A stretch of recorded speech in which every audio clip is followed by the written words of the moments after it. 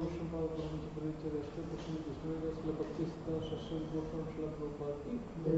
परंपरा की सदगुरु गुरु की नामाचार्य श्री हरिदास ठाकुर की प्रेम से श्री कृष्ण चैतन्य प्रभु नित्यानंद श्री अद्वैत गदाधर श्रीवासादि गौर भक्त वृंद की पुण्यमयी यमुनमयी भक्ति देव तुलसी महारानी की मायापुरी वृंदावन धाम की पुरुषोत्तम क्षेत्र श्री श्री जगन्नाथपुरी धाम की श्री श्री कला नरसिंहदेव भगवान की श्री श्री राधा माधव की श्री श्री गुरुअप्पन स्वामी की श्री श्री जगन्नाथ बलदेव सुभद्रा महारानी की श्री श्री राधा कृष्ण टेम्पल प्रोजेक्ट की कृष्ण प्रभुपाद ट्रांसफॉर्मेशन प्रोग्राम की all social devotees, all social devotees, all social devotees, all Guru, all Guru, Gauranga, and social Prabhupada.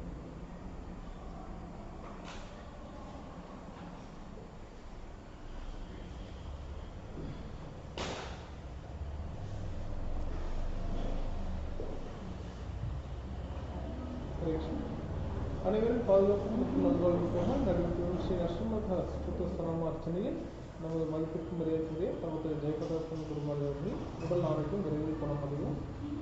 10 Manivannan திருவாக்கில் உடல் ஆரோக்கியத்திற்கும் பகவான் சுசிகலா மற்றும் தெய்வம் நம்ம சிறப்பு பிரார்த்தனை ஏற்படுத்துகின்றோம். ஓம் அஞ்ஞானாதிமிராந்தஸ்ய ஞானாஞ்சனசலாகயா चक्षुर्मिलितं येन तस्मै श्रीगुरवे नमः. नमो ॐ विष्णुपादाय कृष्णपृष्ठाय भूतले श्रीमते भक्तिवेदान्तस्वामिनिति नामिने.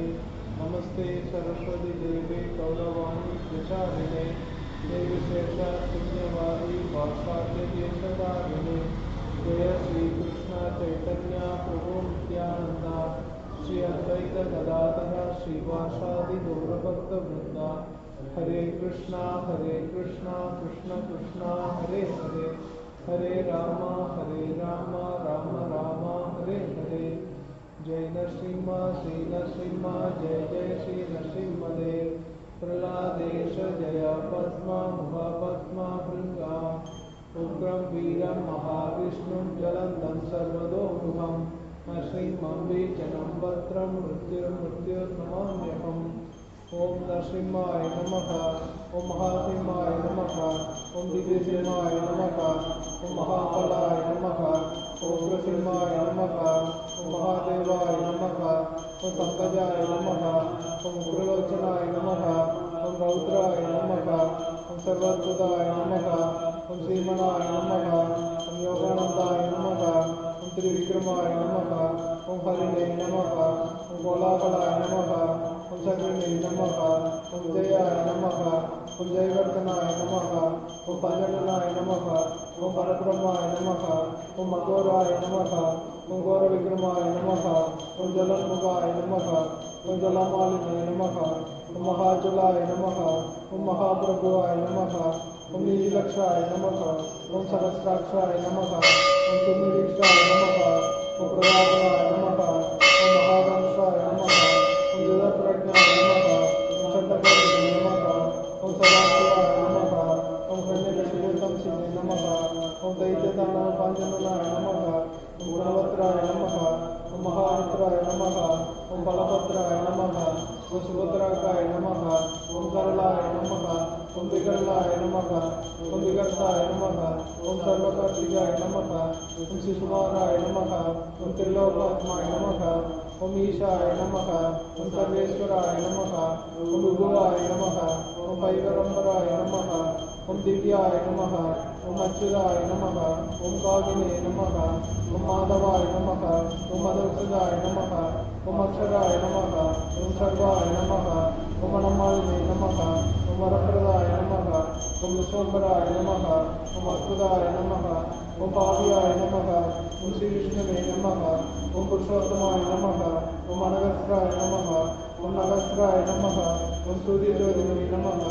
ओम सुरेश्वराय नमः, ओम सहस्रबाहुवाय नमः, ओम सर्वज्ञाय नमः, ओम सर्वसिद्धिप्रदायकाय नमः, ओम वज्रवंशाय नमः, ओम वज्रनगाय नमः, ओम महानंदाय नमः, ओम परंदभाय नमः, ओम सर्वमंत्रैकरूपाय सर्वभूताय नमः ओम सर्वयंत्र विदारणाय नमः ओम सर्वतंत्रात्मकाय नमः ओम अव्यक्ताय नमः ओम सुव्यक्ताय नमः ओम भक्तवत्सलाय नमः ओम वैशाख शुक्ल बुधोताय नमः ओम शरणागत वत्सलाय नमः ओम उदारकीर्तिने नमः ओम पुण्यात्माय नमः ओम महात्माय नमः ओम चंद्र विक्रमाय नमः ओम वेदाश्रयाय नमः ओम प्रबुद्धाय नमः ओम भगवानाय नमः ओम परमेश्वराय नमः ओम श्री वैष्णवाय नमः ओम जगद्व्यापिने नमः ओम जगन्मायाय नमः जगपालाय नमः ओम जगन्नाथाय नमः ओम महाकाय नमः ओम दिव्यरूपप्रदाय नमः ओम परमात्माय नमः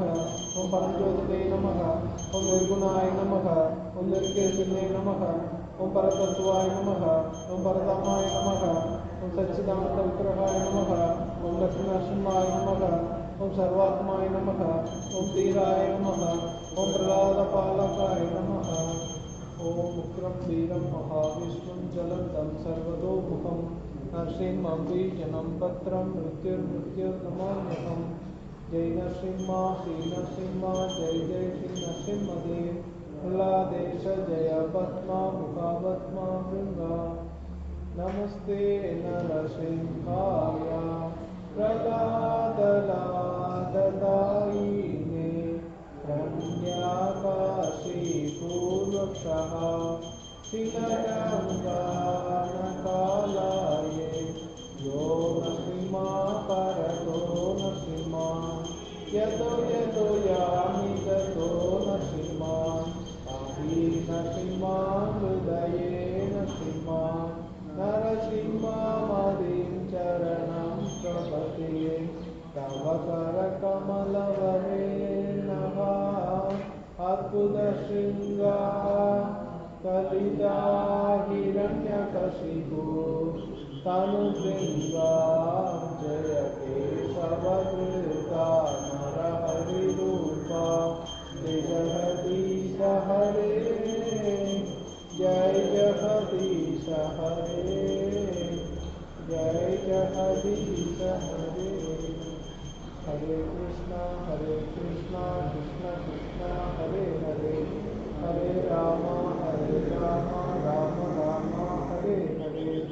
हरे Krishna Krishna Krishna Hare Hare Hare Ram Ram Ram Hare Hare.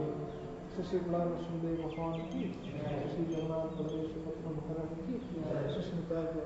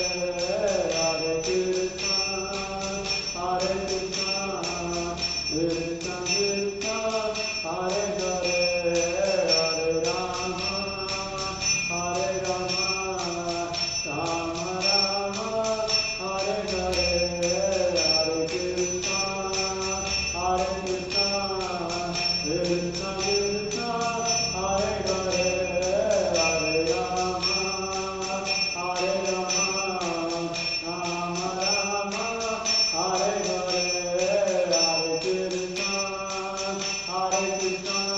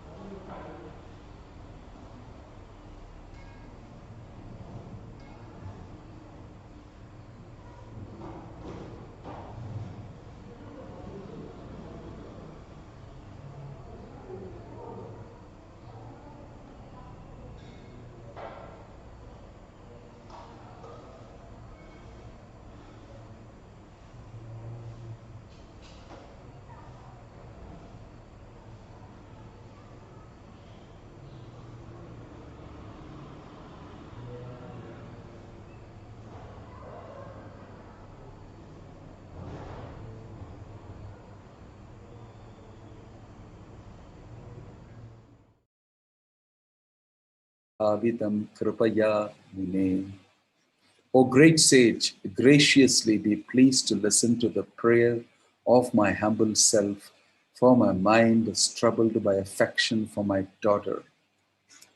Purport: when a disciple is perfectly in consonance with the spiritual master, having received his message and executed it perfectly and sincerely, he has a right to ask a particular favor from the spiritual master. Generally, a pure devotee of the Lord or a pure disciple of a bona fide spiritual master does not ask any favor either from the Lord or the spiritual master. But even if there is a need to ask a favor from the spiritual master, one cannot ask that favor without satisfying him fully. Swayam Bhuva Manu wanted to disclose his mind regarding the function he wanted to execute due to affection for his daughter. Text 9. Priyavrata Priyavratotanupadaho Swaseyam Duhita Mama Anvichati Patim Yuktam Vayah Shila Gunatibihi. My daughter is the sister of Priyavrata and Uttanapada. She is seeking a suitable husband in terms of age, character, and good qualities.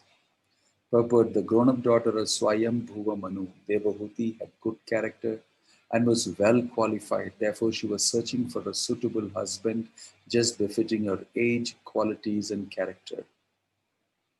The purpose of Manu's introducing his daughter as the sister of Priyavrata and Uttanapada, two great kings, was to convince the sage that the girl came from a great family. She was his daughter and at the same time the sister of Kshatriyas. She did not come from a lower class family. Manu therefore offered her to Kardama as just suitable for his purpose. It is clear that although the daughter was mature in age and qualities, she did not go out and find her husband independently. She expressed her desire for a suitable husband corresponding to her character, age, and quality. And the father himself, out of affection for his daughter, took charge of finding such a husband. Text 10. Yada tu bhavatah shila shutarupa gunan ashranon naradat esha tvayi asit kritanischaya. The moment she heard from the sage Narada of your noble character, learning, beautiful appearance, youth, and other virtues, she fixed her mind upon you. Purport: the girl Devahuti did not personally see Kardama Muni, nor did she personally experience his character or qualities, since there was no social intercourse by which she could gain such understanding. But she heard about Kardama Muni from the authority of Narada Muni. Hearing from an authority is a better experience than gaining personal understanding. She heard from Narada Muni that Kardama Muni was just fit to be her husband, and therefore she became fixed in her heart that she would marry him. And she expressed her desire to her father, who therefore brought her before him.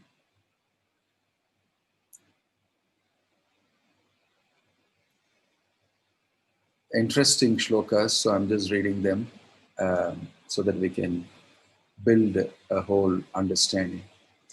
Tat text 11. Tat prati cha dvijagraye mam shraddhayo pahridam maya sarvatmana rupam te grihamediju garmasu. Therefore, please accept her, O chief of the Brahmanas, for I offer her with faith, and she is in every respect fit to be your wife and take charge of your household duties. Purport. The words Grihamedishu Karamasu mean in household duties. Another word is also used here, Sarvat Mana Rupam. The purport is that a wife should not only be equal to her husband in age, character, and qualities, but must be helpful to him in his household duties. The household duty of a man is not to satisfy his sense gratification, but to remain with the wife and children at the same time attain advancement in spiritual life. One who does not do so is not a householder, but a grihamedi. Two words are used in Sanskrit literatures. One is grihastha and the other is grihamedi. The difference between grihamedi and grihastha is that grihastha is also an ashrama or spiritual order. But if one simply satisfies his senses as a householder, then he is a grihamedi. For a grihamedi to accept a wife means to satisfy the senses. But for a grihastha, a qualified wife is an assistant in every respect for advancement in spiritual activities. It is the duty of the wife to take charge of household affairs and not to compete with the husband. A wife is meant to help, but she cannot help her husband unless he is completely equal to her in age, character, and quality. Some very important points being mentioned here. Culturally, textual, udyattasya kikamasya prativado na sashyate api nirmukta sangasya kamaraktasya kim punaha. To deny an offering which has come of itself is not commendable even for one absolutely free from all attachment, much less one addicted to sensual pleasure. Purport: in material life, everyone is desirous of sense gratification. Therefore, a person who gets an object of sense gratification without endeavor should not refuse to accept it. Kardama Muni was not meant for sense gratification, but he aspired to marry and prayed to the Lord for a suitable wife. This was known to Swayambhuva Manu. He indirectly convinced Kardama Muni, "You desire a suitable wife like my daughter, and she is now present before you. You should not reject the fulfillment of your prayer. You should accept my daughter."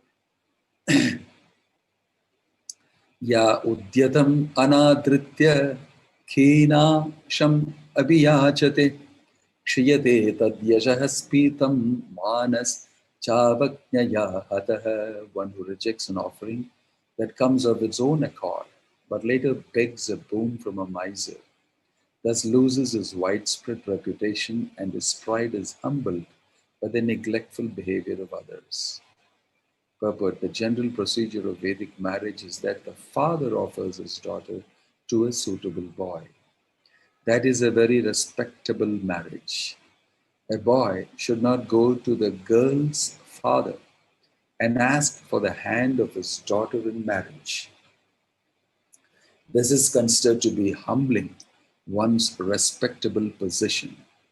Swayambhuva Manu wanted to convince Kardama Muni, since he knew that the sage wanted to marry a suitable girl, "I am offering just such a suitable wife.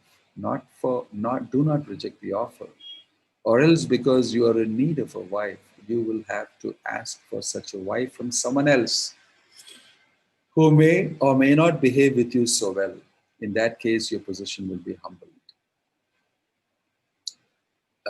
Another feature of this incident is that Swayambhuva Manu was the emperor, but he went to offer his qualified daughter to a poor Brahmana. Kardama Muni had no worldly possessions. He was a hermit living in the forest, but he was advanced in culture. Therefore, in offering one's daughter to a person, the culture and quality are counted as prominent, not wealth or any other material consideration. So,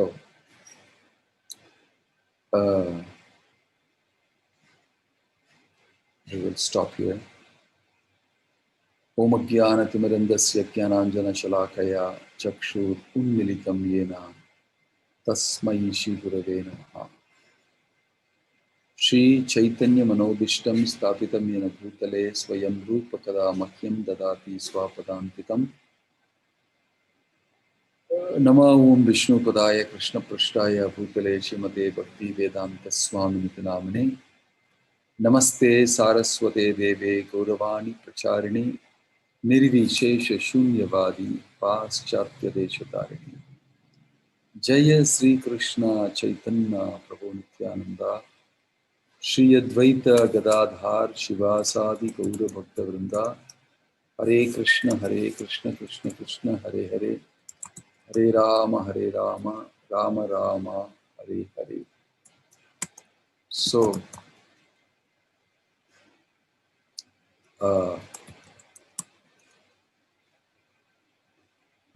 we are reading the wonderful, beautiful pastime of Kardama Muni getting married. This is an amazing pastime, and in many ways, it teaches us many important lessons, and not just ordinary run-of-the-mill lessons. I understand that we have many experiences in our life that may be diametrically opposite. They may be diametrically opposite to what we are essentially experiencing.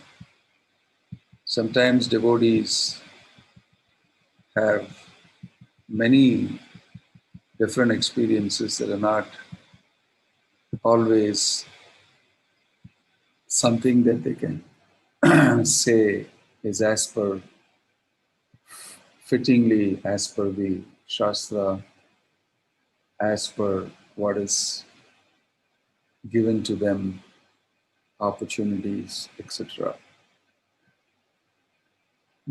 But the point is that that is why there is Guru, Acharya. And Guru or Acharya is a person who actually helps us translate the scripture into actuality. He helps us to apply it in spirit. There may be a little difference in the details, but he helps us to apply it in spirit. That's why Guru is so important. Spiritual master is very, very important. That person who guides you, instructs you, engages you in devotional service, and is able to spend time, solve the problems, questions, and doubts, and everything. Definitely, that person is very important in our life. So, uh, he naturally becomes our most important mentor because there is a sense of responsibility.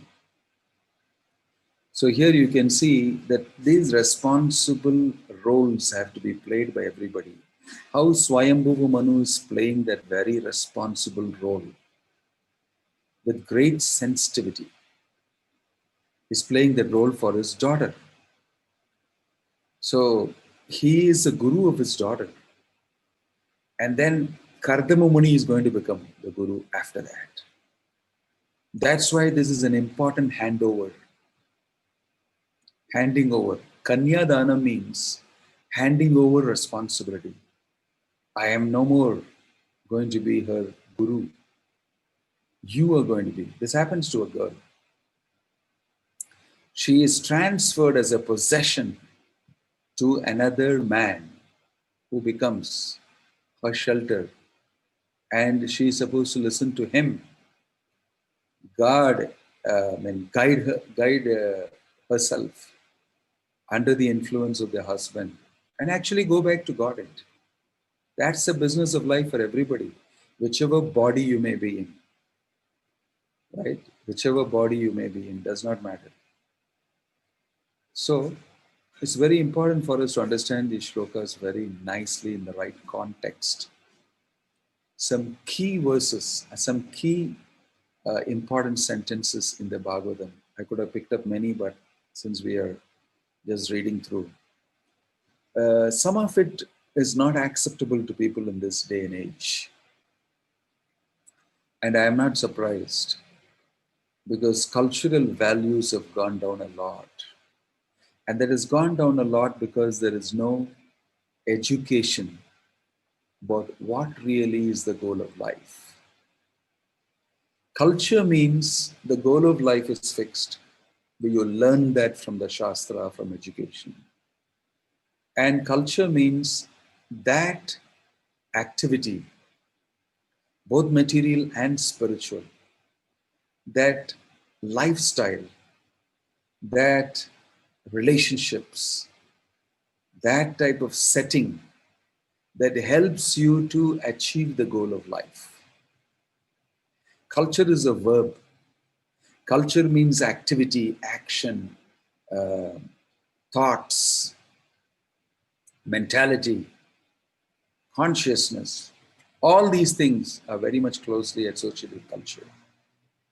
Of course, nowadays culture is being used for anything and everything, but originally when it was coined, it was meant to reflect spiritual culture. If you go back, you'll see its roots. So culture is Vedic culture, Varnashrama culture. So this is a Varnashrama setting. You can see a father coming and handing over his daughter to a prospective groom, whom according to the daughter, the daughter has selected him and desires his association. Prabhupada is making a comment here, the high class marriage is when the father takes the daughter and hands over to the groom. That's the meaning of Kanyadanam. It's high class. Other types of marriages are also there. Prabhupada is saying they're not very high class. They're not very high class. So you can see in the Manu Samhita, you can see in the Vedic literature, there is, I remember listing about 8 different types of marriages listed. Of course, now you can be having 100 or 200 types of marriages. All sorts of marriages people have on the internet, on the Facebook, on WhatsApp, on email, on a dating app, on you name it, anywhere and anything and everywhere. But the point is that although there are different types of marriages, this is a high-class marriage proposal. So it will be interesting for us to know, even though we may not be able to follow sometimes and you may think all sorts of things inside, what is the culture? What is Vedic culture? We can appreciate that Devahuti, it is mentioned, has not even seen Kardama Muni, which means she's not physically meditating on him and attracting and having fantasies and thinking we will go here, we'll take a flight to this place and we will go around in the trees and we will trip here, we'll do that. None of these things. She's not even seen him. But she has heard about him. And what she has heard, she has not heard that he has got, 10 Mercedes Benz and he has got a big, bungalow, a resort in the forest. And he's not heard all those type of things. She has heard things that are the least bit attractive to somebody who's materialistic. She has heard he is handsome, he's beautiful, he's tall, he's that, this, everything. But more than everything, anything, he is very fixed in Krishna consciousness. And he is going to definitely make it in this life back to Godhead. So Devahuti has desired, after hearing from Narada about Kardama Muni, she has fixed her mind on Kardama Muni. And she has revealed it to her father. My father, don't look around for these great kings. I know I am a Kshatriya woman, born in a Kshatriya clan. And you will be looking for a Kshatriya husband. But this girl, I, not interested in heroic activity now. I'm not interested in Kshatriya type of chivalrousness. I have fixed my mind in achieving the Supreme Personality of Godhead. And this person, I am sure, will be able to give me that. So she has not even seen him. She has just heard about his qualities. And she's seeing him for the first time now, coming with her father. And what does she see? Just a shack of a small hut and just some fire burning, and he's doing yajna. Of course, he's got tejas and he's got spiritual power and so much of tapasya and everything. And here comes, you see, it's like, living in the forest, and it's a real disturbance that somebody brings a beautiful young daughter and says, marry her. It's not something that happened only in the Bhagavatam, it happens in the Krishna consciousness movement quite often, at least many times in the past. It's happened to me. So people are looking for good men. And when they find one, they don't bother about this or that. They just crash in and they propose because we want the best. I hope it's not lost. So there's a mad scurry and a race for trying to get good boys, for getting married to girls. And Kartama Muni here, he did not refuse to welcome Swayambhuva Manu, because in the back of his head, he knows that Krishna is making some arrangement. I have asked Krishna to make arrangement. And he has personally come to me and said, I'll do the needful for you.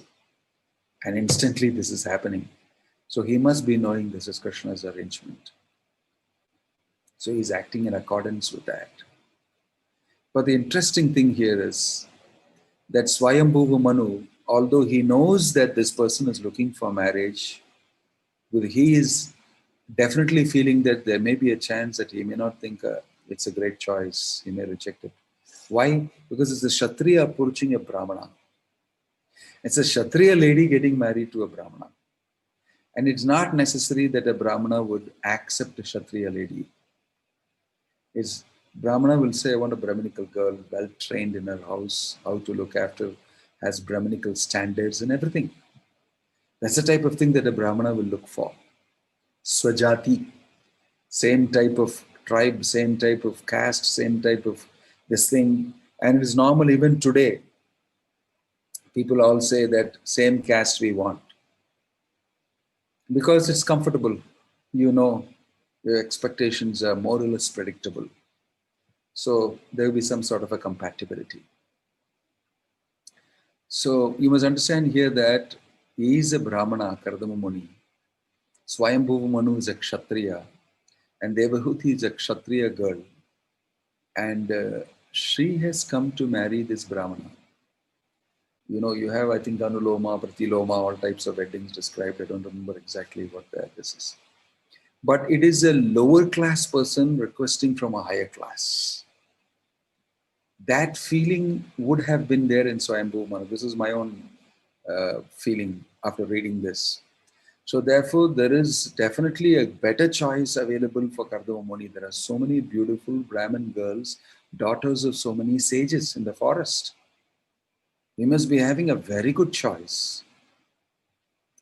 And the thing about Kardama Muni is he did not make that choice. Rather, he asked the Lord, you make the choice for me who is the best girl. And this is the choice Kardama Muni may be thinking that this may be the person that Krishna has sent. And amazingly, Swayambhuva Manu is also telling a gift that comes on its own accord, you must not refuse. Which means it's echoing that, Krishna has made this arrangement for you and you must not refuse. So you see, everything falls into place so nicely, and for sure you should accept this. It may be of one lower level, a Kshatriya woman, but it's normally allowed that Brahmanas would marry a Kshatriya woman, but normally a Brahmin woman would not marry a Kshatriya or something like that. I'm not very clear, I don't remember. But the point is here that Daiva, God sent, because Krishna has his own plan. It is not that, if it is not Krishna's plan, normally we will endeavor a lot and see that it is a Brahminical girl, same jati, same this thing, and we'll look into everything. And still we will pray to the Lord for His mercy, and the Lord also directs. But here directly, Kardama Muni knows that anytime, any moment, my prayer to Krishna will be fructifying, because Krishna has said so. So he is accepting this offer. It is mentioned here. Very nicely mentioned that you should not refuse because it is coming out of his own accord. You must accept. This is the plea of Kardama Muni. Prabhupada goes ahead. This is the overall view, the shlokas and everything. And how Swayambhuva Manu is very cultured, in a cultured manner, approaching Kardama Muni. And how Kardama Muni is receiving Swayambhuva Manu that we have discussed yesterday. And how I said that Swayambhuva Manu has got the great responsibility to get his daughter married, whom he says, I'm filled with affection for her. Father's affection for the daughter is very well known. The daughter's affection for the father is also known. But here is a transfer. Kanya Danam. Danam means charity. And we should understand the real meaning of all these things. These are not ordinary terms. Kanya Danam, I gave some donation to the temple. I gave a few thousand rupees for the temple construction. I gave this. It's not just that type of Danam. The word Danam is used, but Kanya Danam is a personality, a person being transferred. So why is it called Danam? Because it's no more yours. Once you give charity, it's no more yours. It's no more yours. And here we are not giving an inanimate object as charity. We are giving a living, breathing, willing, feeling, conscious personality. Devahuti. I'm sorry, not we. Devahuti is being given. So she can't come back. Given. We'll say Danam Datt, giving in charity. So this is a great event because she shifts houses. She no more belongs to her parents' house. She belongs to her husband's house. That is her domain. That is her destination. Whatever she has to undergo in life, she has to undergo there. She can't come running away. Nowadays, you will see how marriages are. I'm just wanting to draw this comparison for you. Commitment, responsibility, culture, goal of life, all these things are very important if you want a marriage to actually sustain. And therefore, you can see most of the people in this world will not have good marriages. Their marriages is based only on sense gratification. The criterion is sense gratification. That's why it invariably fails. This is a central point we must understand. Prabhupada explains it brilliantly. Grihamedi and Grihastha. If you're getting your daughter married, if you're getting your son married for their gratification, you'll be prepared that they're going to come running back. And the parents are also very happy to get the daughter back, to get the son back. That's another phenomenon. From the side of the parents, they're so attached to the daughter, they never did the Kanya Danam. Mind, body, soul, intelligence, everything together, they did not give. They're retaining affection. They still got a tether connected. How are you? Is he treating you well? Any problem you have, you come away. Any problem you have, you come away. Because you can give me sense gratification. You are my possession. Doesn't matter if your married life is destroyed. Doesn't matter that, I am always available to you. You come to me, and I will, give you money, give you position, give you that, give you so many things. You can work in my business, and you'll be next to me, and I will always shower affection on you, and I can enjoy materially affection towards you. So shallow. So shallow. Why are these desires not good? Because they're not connected with the goal of life.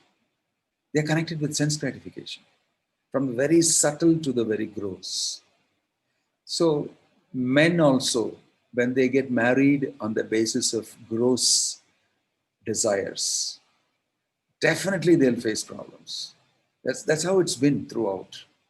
This morning, just as I'm getting ready to give Bhagavatam class, it's not that we are all not subjected to these things. This is material world, Kali Yuga, and we are living right inside. And we're trying to establish a lifestyle of Krishna consciousness, develop communities, and make decisions on the basis of these words of Prabhupada in the Bhagavatam. It's not an easy thing also. Just when I'm sitting for this thing, although I'm a sannyasi, early morning I'm getting a call and I don't pick up the call because it's chanting time and I don't know, I'm not near my phone. But I come and see just before I'm giving this class, I'm sitting in front of the computer, so my phone is there. I see, wow, somebody's called, and he's also sent a voice message. Very important. My daughter is getting married to so-and-so from your place, and the marriage is in so-and-so. Please, I need your blessings. I tried to contact you this morning. Please call us back, etc., etc. I've been in touch, trying to help out a little bit. I know everybody is very anxious, concerned whether this will work out. I need prayers, I need your blessings. This is Kali Yuga. People are very afraid. But inside the devotee community, it's our challenge to create ideal marriages where the husband and wife have got the great opportunity to follow these things because they're both devotees. Since each of them is interested in Krishna and the goal of life is Krishna Prema, many things can get solved. There's a great opportunity to solve. Unfortunately, when that doesn't happen, then it's a very good chance wasted. To look at people in the outside world, they are not Devahutis and they are not Kardama Munis for sure. Neither are devotees inside the temple claiming to be inside the temple or inside the congregation claiming to be Devahuti or Mother Sita or Rama or anybody. Although the expectation sometimes from each other is something like that, too idealistic, not realistic. But at least in the outside world, in the secular world where people are not at all religious or anything, they are basing it completely on sense gratification and invariably a lot of that fails. But people are not willing to accept that the failure in marriage mostly is because of not having a proper guidance on the purpose of marriage, what's the goals of married life, and where you should start, what should be the expectation, and what should be the behavior between each other, the relationship, what's the purpose. They are such wonderful, glorious purposes in married life. You can see here, Swayambhuva Manu saying that she is fit for you. You are in the forest, you are a sage, you live a very austere tapasya life. My daughter is fit for you. Amazing, huh? He's bringing her down from being a Kshatriya princess down to a level of being a servant maid for I shouldn't use the word servant maid, but a person who's going to assist him in the forest. Austere, and she's willing to do that. So the ideals are very high. And this is an ideal couple. And the proposal is very ideal. The father is a very ideal person, Manu. And he knows the laws very well. And he is proposing to Kardama, who is a Brahmana and a very pure person, having just seen the Supreme Personality of Godhead. Can you imagine what a wonderful pair it would be? So if not so much, at least in the Krishna consciousness movement, we have girls and boys who are chanting Hare Krishna, who have a desire to orient their life towards love of Krishna, to develop bhakti. And they honestly, sincerely seek the shelter of another person who will be able to guide me, who will take care of my emotional well-being, my physical well-being, my spiritual well-being with great maturity and understanding. And we both will achieve the goal of life.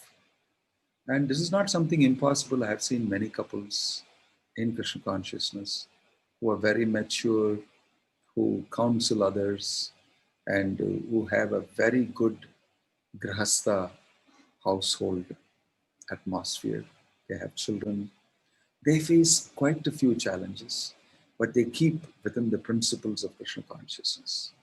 So I am very hopeful that gradually we will be able to establish a community based on ideal grahastha principles. Here in Coimbatore, we are trying to establish the Kovai Chandra community. And grahasthas are the bulwark, the main foundation of a community like this. And it will be very necessary for us to learn good lessons from this. These lessons are not something too idealistic. It's not something that you cannot achieve, because these principles are based on Krishna consciousness, and it depends a lot on our faith in Krishna's instructions, in Prabhupada's instructions. And there are many things that look impossible temporarily in the front. Maya sometimes puts up many things, but we should not go by those things. We should go by what Prabhupada said, what the Bhagavatam says, because that's what we are. We are spirit souls, part and parcel of Krishna. We are Krishna's servants. Therefore, these things will happen. It is just a question of not losing our faith, but endeavoring to do it. Just like Devahuti is got full faith in Kardamuni and her father, and in the Shastras, and in the culture she has been brought up in. We should have firm faith in the teachings of Bhaktivedanta Swami Prabhupada, the ISKCON movement. There may be many small problems that we are having while we are settling ourselves up, but these are basic principles which everybody will normally agree to. Details may change. So, few things that Prabhupada has mentioned here, I want to highlight. Having said this, I want to highlight that, not with any intention of finding fault, but with an intention of highlighting the principles. We can get lost in interpreting the principles and sticking to certain details which we want. But we must not sacrifice the principle for a detail. Rather, we can sacrifice a detail for a principle. To uphold a principle, you can sacrifice a detail, but you must never sacrifice a principle to uphold any detail, because details are in constant flux. They keep changing. As the world changes, I have seen in my life such a change from the time I joined ISKCON to today. And the world outside also has changed as a sea change, especially in the past 25, 30 years. You know, internet, and yesterday in our facilitation, we brought Braj Bihari Prabhu from Washington, D.C. in Bhakti Shastri. And he was telling about how Prabhupada spoke about the telex machine. In those days when phones, you have to make a trunk call and call the telex machine. And how Prabhupada said, be careful of the telex machine and its usage. And so today we can see that we are all absorbed in a media, in a whole way of communicating. Right now, I am forced to give a Bhagavatam class only online. So it's no other alternative. So changes have occurred so much in society, and we should be very careful not to lose the principle. Similarly, in Grahastha life in this day and age, there may be many changes that we need to make in detail according to the mind and mentality of people in Kali Yuga. But the principles should not be changed. If the principles are changed, then we don't achieve the goal of life. We endanger our achieving the goal of life. So here Prabhupada is saying the wife should not compete with the husband. Very interesting. And the wife should be of the same age as the husband. That's even also very interesting. It means obviously mental age. Women mature earlier than men in terms of certain things. So obviously it means that we have a difference in the age. When the gap is too much, you will see that it's difficult for them to accept certain things and have a healthy relationship of acceptance and expression and free conversation and relationship. So all these things come up. So some key things, very beautiful, wonderful instructions Prabhupada is giving, very practical, that he's saying household affairs are both the responsibility of the groom, of the male and the female. And he's saying that it's the man who's responsible for the household affairs. And it is the woman who should completely assist him in household affairs, according to his instruction. And he will look after everything that's needed. So the responsibility rests with the male, and the responsibility of assisting the male rests with the female. Not that you compete with him, that is mentioned here. So nowadays, the climate is changing because of this thing called women's empowerment. It is not that women are not empowered in the Vedic system of thought. It's wrong to think like that. Women are highly empowered by their husbands. If you, Swayambhu Manu is referring to Priyavrata. You should read Priyavrata's wife helping Priyavrata. She is glorified so much in the Bhagavatam that because of her only Priyavrata, who refused to become an emperor, and Swayambhu Manu had to get great personalities like Brahma and Narada to convince him, or who finally accepted that role, married and accepted the role, got a wife who helped him so much that he did certain things which even the sun god couldn't do. It's mentioned that he said that one half of the sun is not illuminated because sun is able to illuminate only the other half. I will do the other half. And he tried to, and his wife inspired him. And she became very famous for that. So you have good examples of wives who are as good as their husband in terms of deciding and doing things, but they stand behind the husband and have the husband do it. And the husband achieves fame. And they know that it's because of the wife behind. And the wife is not wanting to be in the front more than the husband. She remains in the back. The husband and wife are one. And if they can understand that either one of us performance is to the credit of both of us, we are together. And whatever we may have a difference this way or that way, right? We perform together. The children see us together. The society sees us together. My husband achieves things and I am behind him. And my wife, I highly recognize my wife for her contributions to me and to the family and for the whole. In this way, each one understands their roles and each one is very happy rendering their roles and they progress towards achieving love for Krishna. It may sound very idealistic, but there are families like that. Of course, in Kali Yuga, there are challenges. You have to be a little more tolerant, a little more patient, a little more this thing. You have to go through some tapasya, no doubt. I'm speaking this because I came from a very big family.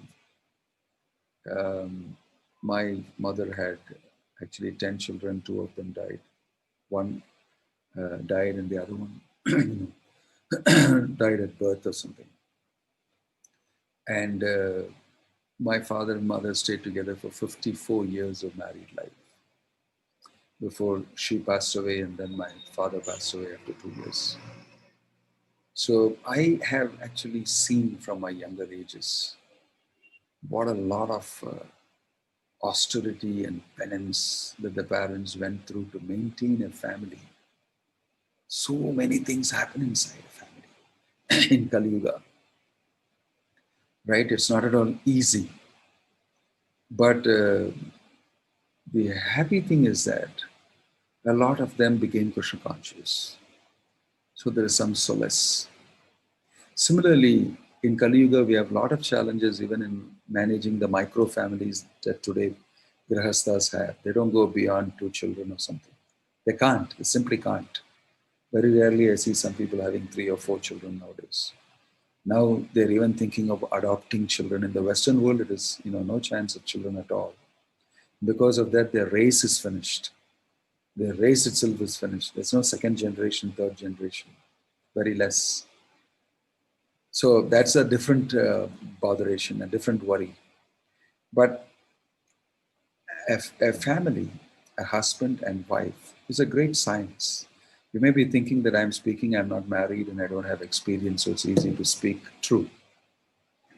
But I am speaking on the basis of the different experiences I have counseling, different experience I have from my own family life in terms of coming from a big family, and in terms of many times having to help between husband and wife and counseling them. Although I'm a sannyasi, you should stay away from this, but in a community like International Society for Krishna Consciousness, it's not possible to stay away. I mean, you will be seen as a hard-hearted, cold, renounced man who doesn't require any attention from anybody. So Prabhupada spent his time doing many things, helping them to establish Varnashrama nicely. So at this curve in ISKCON's development, it's also required that all of us are involved in making the Grahastha life successful, because that is the most important ashrama in Kali Yuga. You can see everybody invariably becomes a Grahastha. And honestly, sincerely, they want to utilize that situation. With great hope, they get into it, that they will be able to get help to become Krishna conscious. So it's very important that we learn these principles. Today we are able to skim the surface, but these are points that you can discuss in great detail. And some of the senior grahasthas in ISKCON communities will be far, far more experienced in explaining some of these things. But I'm just touching upon a few things that struck me as we were reading the purport. I know that there are deeper questions which we can also talk and discuss. So thank you. I will stop here, and if there's any question, I will take. There is from Sundara Murari Das. How is the maintenance need to be done in modern day Grahastha devotees? Can they depend on temple money? Please clarify. Temple money means temple type of living. Yes, we do support Grahasthas in many ISKCON centers. And of course, there are a lot of questions and there are a lot of challenges. We may not have perfected it yet, but of course, any type of person can live in a temple naturally. And that type of facility should be given. Temple living means very Brahminical living, austere living. A Grahastha should not expect all sorts of things. He can get his basic needs, and that's it. And what that basic needs is for each one differs. Each place it differs. What's the basic need of somebody in UK, in London, is different from the basic need of somebody in Sulu or Erode or Ooty or any of these places. So it should be discussed, and if the devotees are interested in Krishna consciousness full-time service, we have to look at it that way. At the same time, somebody feels that, no, that's not enough for me. I cannot be a temple-dependent grahastha. I need my own business. I need my own lifestyle. That's okay.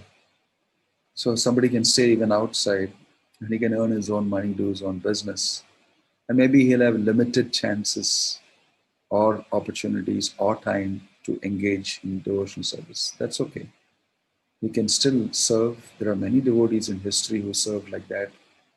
Bhaktivinoda Thakur, one of our acharyas, was doing that the whole day. He was a magistrate. Plus, he was helping the Krishna consciousness movement very much, pioneering many things. And it's always the principle that if you're interested in Krishna consciousness, yes, ISKCON has still to develop a lot in terms of Grahastha community and maintenance of Grahasthas, etc. But I see it as the future. That when we live as a community, dependent on each other and dependent all together on Krishna, then great things can happen. But the moment gratification, personal ambition, all that set inside, everything gets disturbed. So Grahastha community and all that definitely should be matched up by higher levels of Krishna conscious maturity. Otherwise, it's been very necessary to lay down rules and clear lines and clear definitions. That is still not so much prevalent, but in many ISKCON temples, they've already started doing that. It will be a need over the future. Yes, this is a gray area. I wouldn't say that we've got everything right and up and going, but this is something we need to work on. So it's possible in some places that it is happening, but Many times there is dissatisfaction, etc., etc. So we hope that over a period of time that could be settled. So I'm not able to give you a paka answer. Can they depend on temple money? They can. In fact, what do you mean temple money? All money belongs to Krishna. You mean to say the money in your pocket is not Krishna's money? It is. Temple money is more so evidently Krishna's money. And definitely it should be spent very, very carefully. So it is, I agree that it's more sensitive. But everything should be used in the service of Krishna. Everything belongs to Krishna. And maybe sometimes people think externally, I'm not the direct custodian of this money, or I am the direct custodian of this money. It's okay. We need that because we are conditioned souls and we need those type of distinctions, and we should do that. So, yes, temple money can be utilized. Why not? And it should be done by people who are mature and austere and Krishna conscious, definitely. So the next one is Valli Krishna is asking if the husband is not cooperating with the wife to perform devotional service. If the wife has taken initiation, how to overcome Maharaj? Well, these are all to be answered according to the time, place, situation, and circumstance.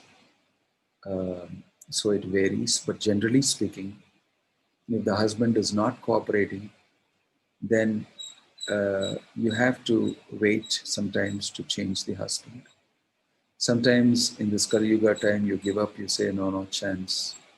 This person will not change, which means the wife has to take a decision for her own spiritual life in deciding that my husband is not going to lead me in the ultimate goal of my family life in Krishna consciousness. And I cannot keep waiting. I'm also growing older.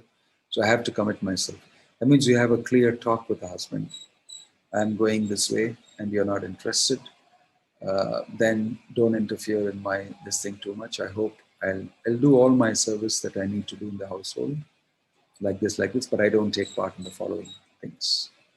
I should have a very mature discussion. If needed, a third party, another mentor or somebody also could be there, and depends on how much the husband is like. Sometimes husbands are good, they're religious, they're pious, just that the wife presents Krishna consciousness in a very fanatic way, or sometimes in a rough manner, or the husband feels alienated.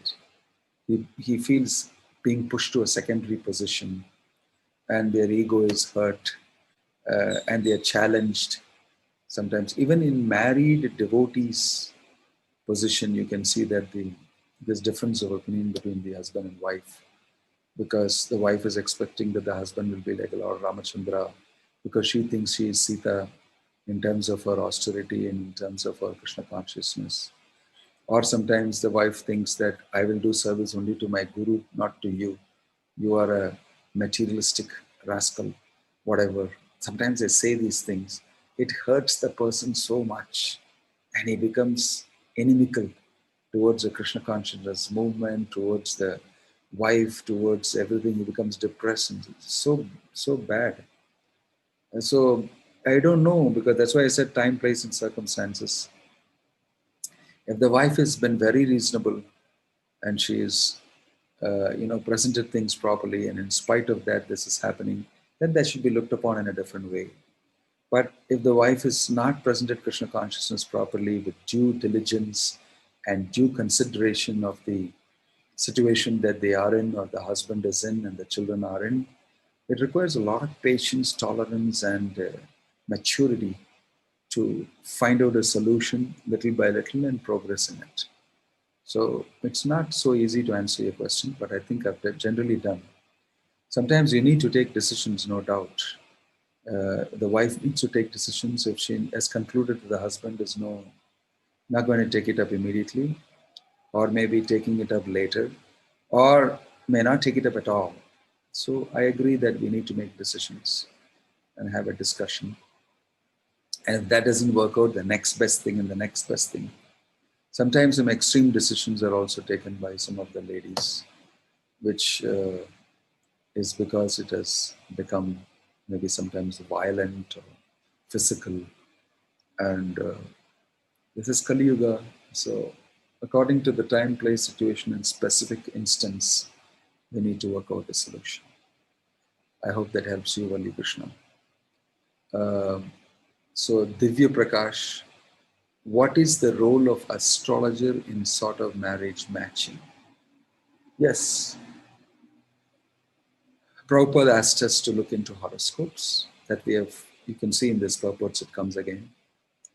And he says matching of the horoscope is very important. It's a clear indication of the karmas of the two individuals and whether these two have a matching or not. And that's a good indication. So we have to follow that. It'll be good if we can do that. So Krishna consciousness marriages many times, mostly are done like that. Some consideration is there sometimes here and there. They match up with the astrologer, and the astrologer would say there's 70% matching, there's 80% matching, or there is 50% matching, and they take decisions according to that. So astrology definitely is considered very much. It's correct. It's a Vedic science, and it can read the mental, physical, and other dispositions of the person, and we can see if matches or not. Matching is very important for material life. We have to materially match the person. Although we may be spiritual living beings, so we are not immediately in the liberated stage, so we need to do it carefully. So astrology comes as a very useful, important tool to make a judgment about compatibility. So we use it a lot. Again, question from Sundara Murari. Initiated wife is more dedicated to Guru Maharaj than to the initiated husband, same Guru. Is that correct, Maharaj? Please clarify. Well, these type of problems may be there. Not only a wife, but everybody else also has got a tendency to move towards that person whom they feel comfortable with in terms of expressing themselves, in terms of getting their problems satisfied and solved, and getting some enthusiasm for performing. That's quite natural. If the husband has not got that type of a good relationship with the wife, then there's a chance that the wife will move towards another area. But definitely the guru, especially if he is a sannyasi, will not be able to counsel the disciple who's a wife of somebody in the same manner that the husband can counsel. He can give some general instructions, but if he's a grahastha, maybe he can do a little more along with his wife. Sometimes if the guru is a sannyasi, he may ask other senior grahasthas to give advice and solve the thing. So in this way, definitely using the community members, the guru normally caters to the disciples' needs. And the husband need not be worried too much that she's not listening to me anymore. Don't make a material estimation of that. But if the wife is able to get some succor, some input and feel better, let it happen. Let it happen. Because a true guru will not advise the wife that, don't associate with him too much, he's like this, he's like that. No, that he will not listen to all that. He'll always, if he's a devotee, try to push the wife towards the husband. Because this is Kali Yuga and people will fight over very small things, and they very easily get disturbed. Their tolerance level is very low, patience is very low. So for a material reason, you can't jump off from the grahastha ashrama and say, my guru is not you. Then the household won't run properly. Definitely, you can accept it should be encouraged that the wife accepts the authority of the husband. And the husband also should not exploit his role as an authority. He should be very sensitive, very careful in dealing with the wife. And if it is sometimes difficult and because of a little emotional nature or something, he should have friends. The wife should have friends in the women community. The husband has got friends also. And in this way, they get to know what's happening and they get help. That's the thing. That's a general thing I can tell you. Okay. Since there are no more questions, thank you. Hare Krishna, Srila Prabhupada ki jai, Grantaraj Srimad Bhagavatam ki jai, Nitai Guru Premanande.